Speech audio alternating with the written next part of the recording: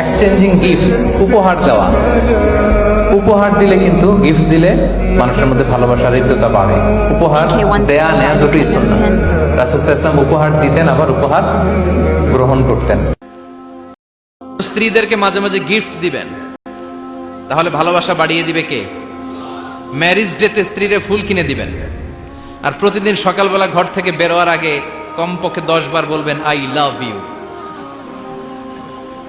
কি বলবেন? কয় না, দেখছেন?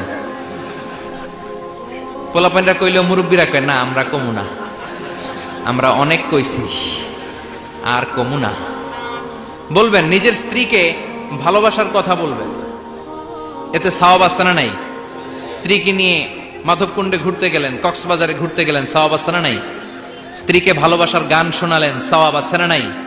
তোমারে লেগেছে এত যে ভালো, চাঁদ বুঝি তা জানে, রাতেরও আধারে দোসর হয়ে তাই সে আমারে টানে, চাঁদ বুঝি তা জানে।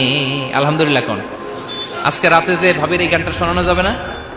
এই গানটা শোনাইলে সওয়াব হবে, আল্লাহর কসম করে বলছি।